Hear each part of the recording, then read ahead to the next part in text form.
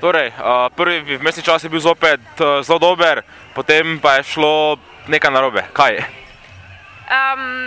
Ja, v bistvu tudi nadaljevanje bilo kar v redu, no, pač do napake. Žal, pač zaenkrat mi še nekako, ne vem, ne rata enostavno sestaviti cele vožnje, ampak gre na boljše, no, tako da upam, da bo počasi. Po včerajšnjem zelo dobrem 15. mestu, danes malo slabši rezultat, kaj je šlo narobe? Lahko rečem, da je proga zelo zahtevna, no. Malo preveč sem delala manjših napak, pa v parih zavojih sem bila malo premalo odločna, tako da mislim, da s tem upoznano, da nisem dosegla takega rezultata kot včeraj, ampak sigurno sem pa sposobna. Today's course was pretty demanding. How did you cope with the course?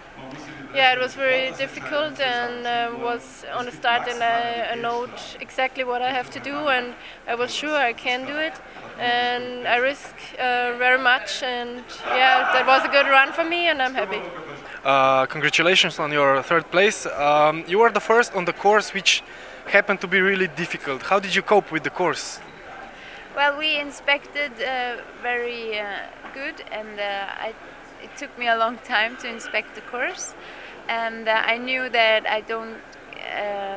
that I'm not able to watch other girls, so I knew that my line has to be perfect at the inspection and then I just tried to do it and do nothing special but just hold the line and ski fast. You've been twice on the podium this weekend, so Garmisch is like your favorite venue for skiing?